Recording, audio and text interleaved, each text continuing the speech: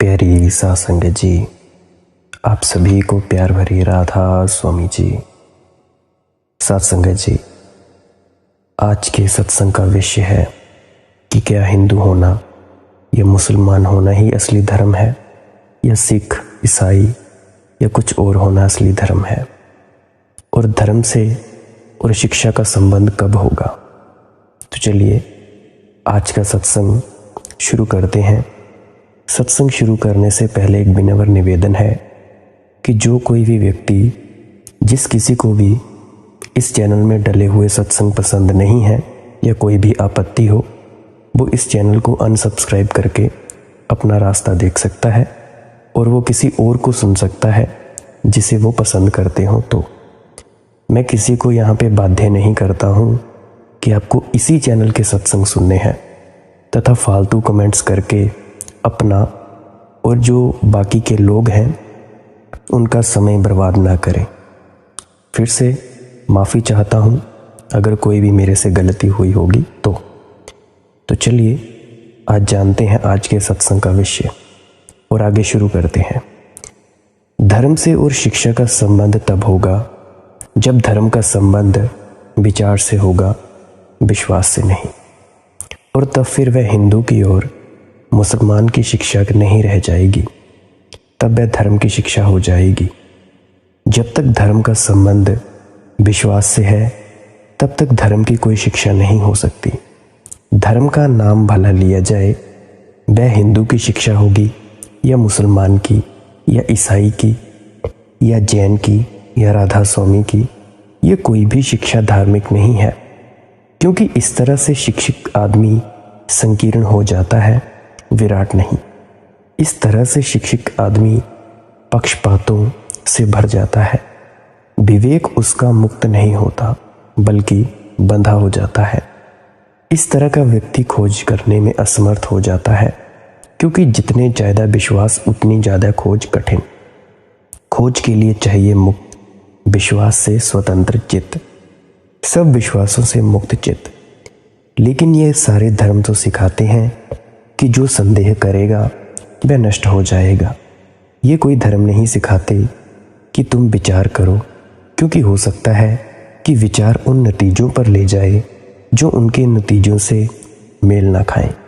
हाँ, इतना ज़रूर कहना चाहूँगा कि मौजूदा सरकार जो अभी बैठी हुई हैं गद्दी पर, वे हमें कहते हैं कि मालिक ने हमें विवेक की ताकत बख्शी है, हम उससे चलें। इसीलिए हम विचार से, ये जो बाकी धर्म हैं ये सभी विचार से भयभीत हैं, सारे धर्म विचार से भयभीत हैं। इसीलिए दुनिया का कोई विकास नहीं हो सका। और यही बात है कि मौजूदा सरकार और जितनी भी सरकारें हुई हैं, जितने भी संतों ने सत्संग दिए हैं यहाँ पे, वो यही कहते हैं कि तुम अपने विवेक से खोज करो, उस परमात्मा की सच्ची खोज करो। धर्म शिक्षा का केंद्र बन सकता है, लेकिन इसके पहले धर्म का केंद्र विचार को बनाना होगा, विश्वास को नहीं। इसके पहले कि धर्म शिक्षा में आए, धर्म को पुनः शिक्षित होना पड़ेगा, धर्म को पुनः दीक्षित होना पड़ेगा। वैसा ही धर्म नहीं प्रवेश पा सकता विद्यापीठों में जैसा धर्म बाजार में प्रचलित है। वह गलत है, वह बुनियादी रूप से गलत है। तो विद्यापीठों में, शिक्षालयों में निश्चित ही धर्म आना चाहिए, क्योंकि यह बात अधूरी होगी कि हम केवल पदार्थ के संबंध में चिंतन करें। यह बात अधूरी होगी कि हम केवल पदार्थ के संबंध में खोजबीन करें। यह पूरे मनुष्य को जानने में बहुत अधूरी सिद्ध है। जानना ही होगा, सोचना होगा, विचारना होगा मनुष्य की चेतना के संबंध में, उसकी आत्मा के संबंध में। जीवन में पदार्थ ही सब कुछ नहीं है, कुछ और भी है, कुछ और विराटतर भी है हमारे भीतर। उसे खोजना होगा, जानना होगा, विचारना होगा। लेकिन ये जो तथाकथित धर्म है, ये उसे विचारने के लिए स्वतंत्रता देने को राजी नहीं है। इन धर्मों का शिक्षा से कोई संबंध नहीं हो सकता, और दुर्भाग्य होगा कि इनका कोई संबंध हो जाए। इनका संबंध नहीं होना चाहिए। लेकिन इसका ये अर्थ नहीं कि धर्म का संबंध नहीं होना चाहिए। धर्म का संबंध तो होना चाहिए।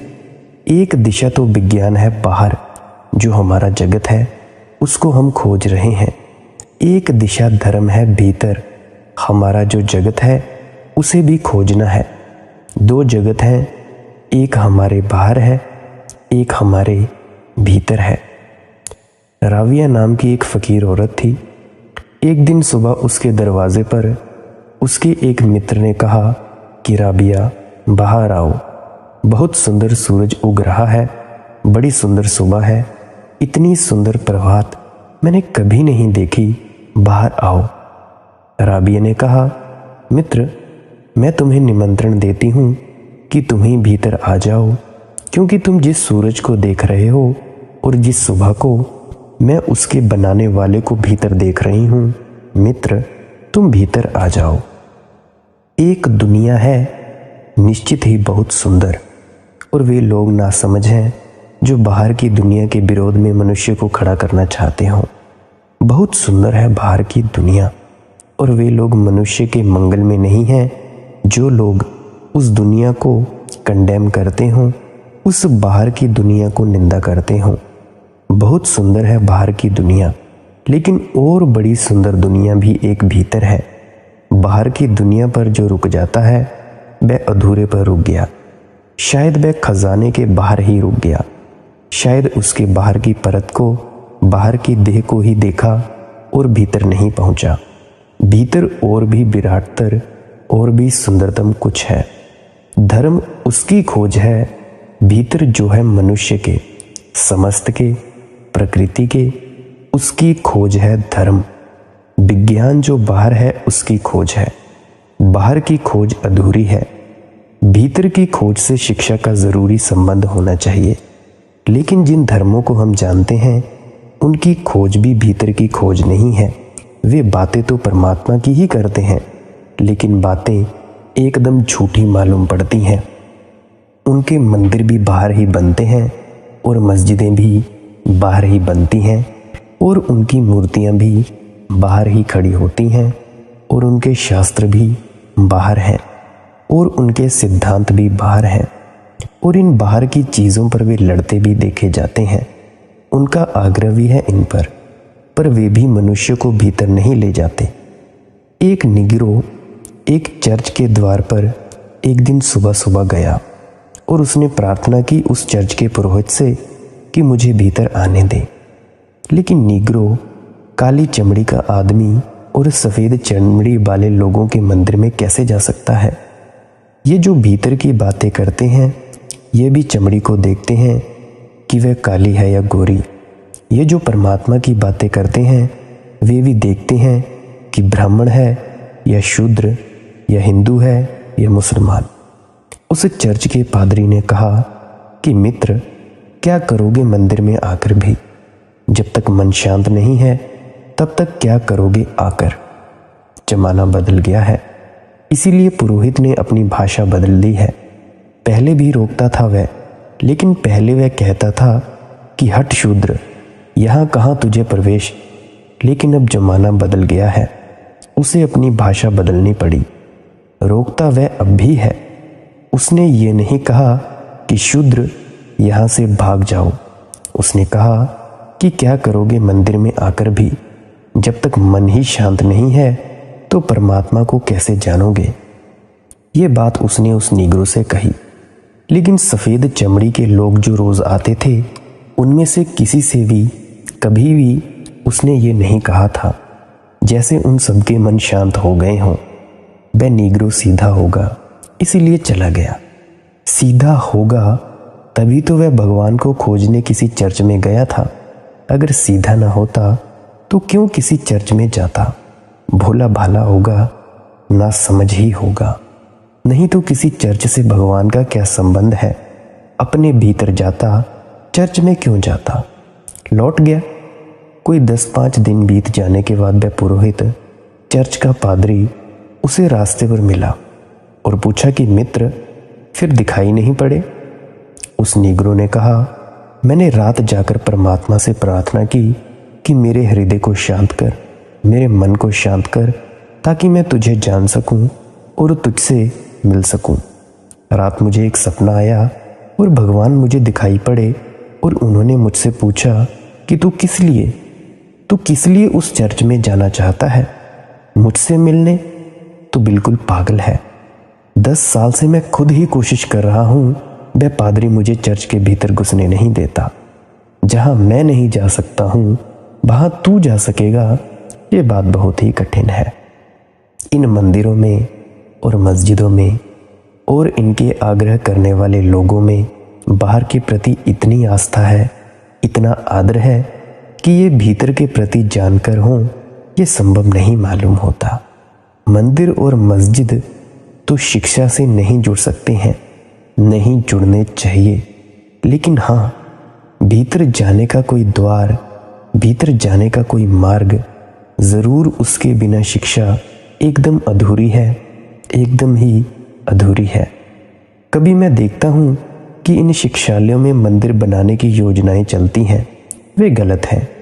मंदिर किसी का होगा, हिंदू का होगा या मुसलमान का होगा या ईसाई का होगा, मंदिर किसी का होगा, और जो किसी का है वह परमात्मा का नहीं हो सकता।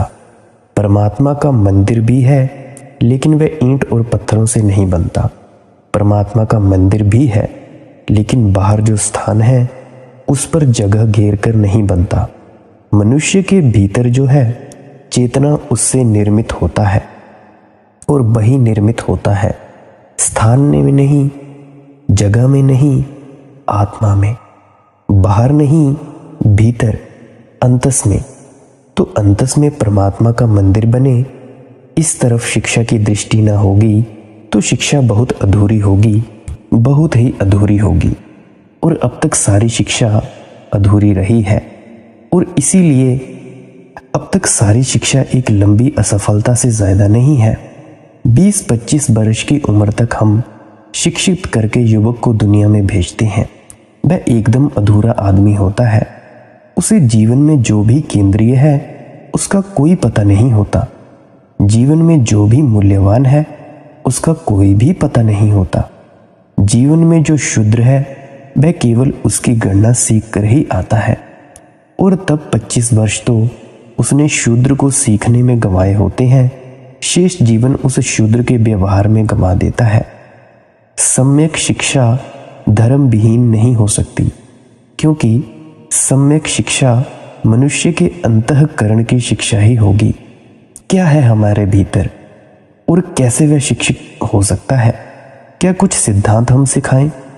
क्या हम सिखाएं बच्चों को कि ईश्वर है? क्या हम सिखाएं कि आत्मा है, परलोक है, स्वर्ग है, मोक्ष है? ये सिखाएं? नहीं, इस तरह की शिक्षा भी मनुष्य को भीतर नहीं ले जा सकती। इसीलिए कि जो भी हम सिखा देते हैं वह हमारे भीतर जाकर हमारा पक्ष, हमारा प्रेजुडिस बन जाती है। एक छोटे से अनाथालय में मैं गया, वहाँ कोई 100 बच्चे थे और अनाथ बच्चे, तो उनको तो जो भी शिक्षा देनी होती वह दी जा सकती है, कोई कठिनाई नहीं। तो उनको धर्म की शिक्षा दी जाती थी, क्योंकि अनाथ बच्चों को तो कुछ भी सिखा सकते हैं आप, जो भी सिखाना चाहें। अब उनका कोई माँ बाप नहीं है तो उनको धर्म की शिक्षा दी जाती थी। मुझे अनाथालयों के संयोजकों ने कहा कि हम यहाँ धर्म की शिक्षा देते हैं, तो मैंने उनसे कहा कि मैं अभी तक समझ ही नहीं पाया कि धर्म की शिक्षा कैसे हो सकती है। धर्म की साधना तो हो सकती है, शिक्षा नहीं। इसमें थोड़ा सा मैं फर्क करता हूँ, और वही धर्म की शिक्षा है, धर्म की साधना। तो मैंने कहा शिक्षा कह देते होंगे, खैर मैं देखूं। तो उन्होंने कहा कि आप इनसे कोई भी प्रश्न पूछिए, ये बराबर उत्तर देंगे कि ये हो सकता है। उन्होंने खुद ही पूछा कि ईश्वर है? उन छोटे छोटे बच्चों ने हाथ उठाकर हिलाए कि हाँ ईश्वर है। उन्होंने पूछा यह आत्मा है, क्या आत्मा हो सकती है? उन बच्चों ने कहा कि हाँ आत्मा है। उन्होंने पूछा आत्मा कहाँ? उन सब बच्चों ने अपने दिल पर हाथ रखा और कहा आत्मा यहाँ है। जैसे हम मिलिट्री में लेफ्ट राइट करना सिखा देते हैं, ऐसे ही उन्होंने उनको ये सिखा दिया। उनको ये सिखा दिया कि उनका हाथ हृदय पर चला गया। आत्मा कहाँ है? तो उन्होंने कहा कि यहाँ है, दिल के करीब। तब मैंने एक छोटे से बच्चे से पूछा कि तुम्हारा दिल अथवा हृदय कहाँ है? उसने कहा, ये तो हमें बताया ही नहीं गया। जो उसे बताया गया था वह उन्होंने बताया, जो उन्हें नहीं बताया गया था वह कैसे बताता। हृदय का कोई पता नहीं, आत्मा कहाँ है ये मालूम है, परमात्मा कहाँ है ये मालूम है। मैंने उन संयोजकों से कहा कि इन बच्चों को आप जीवन भर के लिए धर्म से तोड़ दे रहे हैं, क्योंकि ये बातें ये सीख जाएंगे और यही सबसे बड़ा खतरा है। और फिर जीवन भर इन्हीं सीखी हुई बातों को दोहराते रहेंगे, और सीखी हुई बातों को जो दोहराता है वह जानने से वंचित रह जाता है। और तुम सब भी ऐसा ही करते हो। कोई सत्संग सुन लेते हो या हुजूर महाराज जी की वाणी सुन लेते हो या कुछ भी कहीं से ले लिया और उसी को बार बार दोहराते रहते हो और अपनी धौंस लोगों पर जमाते रहते हो और खुद को एक बड़ा पंडित या ज्ञानी कहलाते होते हो। पर मैं तुमसे कहता हूँ, ये ज्ञान नहीं है। ये सीखी हुई बातों को दोहराना ज्ञान कतई नहीं है। सीखी हुई बातें दोहराते रहेंगे जीवन भर। जीवन जब भी समस्या खड़ी करेगा तभी बच्चे बंधे हुए उत्तर भीतर से देंगे। जीवन पूछेगा ईश्वर है, और इनका सीखा हुआ उत्तर कहेगा ईश्वर है। और जीवन पूछेगा कहाँ है, और इनके हाथ मशीनों की भांति अपने दिल के करीब चले जाएंगे और कहेंगे कि यहाँ। और ये बिल्कुल हाथ झूठे होंगे, क्योंकि ये सिखाए हुए हैं। सिखाई हुई बातें पदार्थ के जगत में तो अर्थ रखती हैं, परमात्मा के जगत में कोई भी अर्थ नहीं रखती सिखाई हुई बातें। अगर हम किसी को प्रेम करना सिखा दें तो एक बात पक्की, इस जीवन में अब वह प्रेम को कभी ना जान पाएगा। अगर हम उसे सिखा दें प्रेम कैसे करना चाहिए, क्या बोलना चाहिए, कैसे मिलना चाहिए या कैसे गले लगाना चाहिए, सब सिखा दें तो वह एक्टिंग करना, अभिनय करना सीख जाएगा प्रेम करने की। और फिर प्रेम को कभी नहीं जान पाएगा, कभी जान ही नहीं सकता। अभिनेता एक्टर प्रेम को कभी नहीं जान सकते, हालांकि वे ही 24 घंटे प्रेम करते हुए दिखाई पड़ते हैं। कभी भी अभिनेता प्रेम को नहीं जान सकता, क्योंकि प्रेम उसकी ट्रेनिंग है, प्रशिक्षण है। प्रेम उसने सीखा है। प्रेम उसके लिए एक कला है, एक आर्ट है। प्रेम उसके लिए जीवन नहीं है, बस एक अनुभव नहीं है। जब प्रेम नहीं सीखा जा सकता तो प्रार्थना कैसे सीखी जा सकती है? प्रार्थना तो प्रेम का और भी गहनतम रूप है। और जब प्रेम नहीं सीखा जा सकता तो परमात्मा को कैसे सीखा जा सकता है? परमात्मा तो जो हमारे जीवन में सबसे ज़्यादा अननोन है, सबसे ज़्यादा अज्ञात है, वही है। उसे सीखा नहीं जा सकता, उसे बस जाना जा सकता है, उसे महसूस किया जा सकता है। धर्म की शिक्षा का ये मतलब नहीं हो सकता कि आपको कुछ सिद्धांत सिखा दिए जाएं और आपको उनकी परीक्षा दिलवा दी जाए और आप परीक्षा में पास हो जाएं। जीवन में जो भी महत्वपूर्ण है उसकी कोई परीक्षा नहीं हो सकती। जीवन में जो भी व्यर्थ है उसी की परीक्षा हो सकती है। इसीलिए जो लोग परीक्षाएं करवा के इतना इतरा जाते हैं और उनको पास करते हैं वे बिल्कुल पागल हैं, क्योंकि परीक्षा तो किसी महत्वपूर्ण तत्व की नहीं हो सकती। परीक्षाएं जहाँ समाप्त हो जाती हैं वहीं शिक्षा शुरू होती है। जहाँ तक परीक्षाएं चलती हैं वहाँ तक आप बचपन में हैं। वे सब बच्चों की बातें हैं। जीवन की प्रौढ़ता बड़ी और बात है। तो धर्म जाना जा सकता है, सिखाया नहीं जा सकता। कोई दूसरा आपको नहीं सिखा सकता। कोई सिद्धांत, कोई उपदेश आपको धार्मिक नहीं बना सकते हैं। तो फिर हम करें क्या? क्या हो, हम बीज बो देते हैं, फिर पौधे को निकालते थोड़ी ही हैं। बीज से पौधा निकलता है। हम केवल व्यवस्था जुटा देते हैं, बीज को डाल देते हैं, पानी, खाद और सब जुटा देते हैं, बागुड़ लगा देते हैं, फिर पौधा निकलता है। पौधा निकाला नहीं जाता है, फिर उसमें कलियां आती हैं, कलियां निकाली नहीं जाती, फिर कलियां फूल बनती हैं, कलियों को फूल बनाया नहीं जाता, बाकी फिर सब होता है। हम सिर्फ अवसर जुटा देते हैं। धर्म की शिक्षा नहीं हो सकती। धर्म का बीज विकसित हो सके, इसका शिक्षालयों में अवसर जुटाया जा सकता है। इसका अवसर जुटाया जा सकता है, इसकी हवा, इसका वातावरण जुटाया जा सकता है। जैसा कि आप सभी ब्यास जाते होंगे सत्संग सेंटर या जहाँ भी बैठते होंगे शांत जगह में, ज़मीन बनाई जा सकती है और मौका दिया जा सकता है, उसमें कुछ पैदा हो सकता है। इस अवसर जुटाने में कोई 2-3 तत्व महत्वपूर्ण हो सकते हैं, उनकी मैं थोड़ी सी आपसे बात करूंगा। पहला तत्व तो है साहस। अदम्य साहस चाहिए जिसे परमात्मा की खोज करनी हो। हिमालय चढ़ने में कोई बहुत बड़े साहस की ज़रूरत नहीं है, लेकिन परमात्मा तक जाने में बहुत बड़े साहस की ज़रूरत है, क्योंकि ना तो उससे ऊंचा कोई बिंदु है और ना उससे गहरा कोई बिंदु है। लेकिन आमतौर से जिनको हम धार्मिक लोग कहते हैं वे एकदम साहसहीन, बल्कि सच तो ये है कि जैसे जैसे साहस कम होता है आदमी अपने आप को धार्मिक समझता है। बुढ़ापे के करीब आदमी धार्मिक होता है। जैसे जैसे भय बढ़ने लगता है, मौत करीब आने लगती है, डर लगने लगता है, वैसे वैसे धार्मिक होने लगता है। मंदिरों में जाइए, चर्चों में जाइए, डेरों में जाइए, वहाँ ऐसे लोग दिखाई पड़ेंगे जो या तो मर गए हैं या मरने के करीब हैं, वे इकट्ठे हैं। और अगर कोई जवान आदमी धर्म का विचार करे तो लोग उसको कहते हैं कि अभी तुम्हारी उम्र है। यानी धर्म की कोई उम्र का मतलब, यानी जब आपकी उम्र ना बचे तब धर्म की उम्र शुरू होती है, जब उम्र ना बचे। और ये बात मेरे साथ भी हुई थी। मुझे याद है करीब करीब जब मैं 6-7 साल का था, तब जब मैं ऐसी बातें करता था जैसी मैं अभी आपसे कर रहा हूँ, तब भी मुझसे कहते थे कि ये क्या तुम्हारी उम्र है। फिर मैं 12 का हुआ तब भी मुझसे यही बातें सुनने को मिली।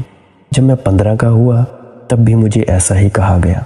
और आज मैं 24 का हो गया हूँ तो बहुत से सवाल करते हैं कि आप इतनी छोटी सी उम्र में ऐसा कैसे कह सकते हैं।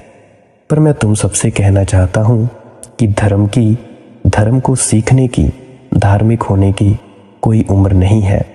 उम्र मायने नहीं रखती, मायने रखती है तुम्हारी प्यास, कितनी ऊंची है तुम्हारी प्यास। और तुम सब उस वक्त धार्मिक होना चाहते हैं जब तुम्हारे पैर कब्रों में होते हैं और एक पैर तुम्हारा बाहर और एक पैर तुम्हारा कब्र में। और याद रखना, तुम सभी अपने आप को कभी शब्द सुनाते हो, कभी कुछ सुनाते हो, और जब तुम्हारे दोनों ही पैर कब्रों में चले जाते हो तब तुम्हारा ख्याल आता है तुमको कि हमने कितनी बड़ी भूल की, हम कितने बड़े अज्ञानी थे जो हम सिर्फ मंदिर, मस्जिद, सत्संग सुनना या किसी डेरे में जाना, इसको हम धार्मिक होना या धर्म का पाठ पढ़ना समझते थे। धर्म भय पर खड़ा नहीं हो सकता, लेकिन अभी भय पर खड़ा है। और इसीलिए दुनिया में कोई क्रांति नहीं हो सकी कि धार्मिकता पैदा हो सके। जो भयभीत है वह कभी धार्मिक नहीं हो सकता, क्योंकि भयभीत मन खोज करने में समर्थ नहीं रह जाता।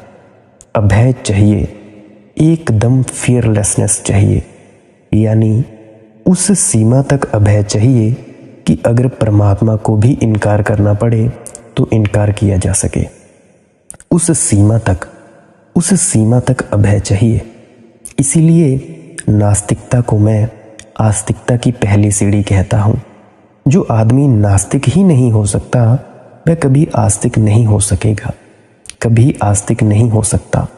नास्तिकता पहली सीढ़ी है, आस्तिकता उसके बाद ही हो सकती है। जो नास्तिक होने के पहले आस्तिक है उसकी आस्तिकता बिल्कुल झूठी होगी, बेजान होगी, मुर्दा होगी। साहस, और सबसे बड़ा साहस कौन सा है? अगर आप ये जानना चाहते हैं कि सबसे बड़ा साहस कौन सा है, बहादुरी का काम कौन सा है, तो इसके बारे में हम कल चर्चा करेंगे। क्योंकि मुझे पता है कि आप सभी जो भी सुनते हो वो आधा पौना घंटा से ज़्यादा नहीं सुनते हो या बहुत मुश्किल से 20 मिनट। और अगर आपके कोई सवाल हो इस सत्संग के बीच में तो आप कमेंट सेक्शन में लिख सकते हैं। बाकी आपने मेरी बातों को बड़े प्रेम से सुना, इसके लिए बहुत ही अनुग्रहित हूँ। अंत में आपके भीतर बैठे परमात्मा को, सतगुरु को नमस्कार करता हूँ। मेरा प्रणाम स्वीकार करें। राधा स्वामी जी।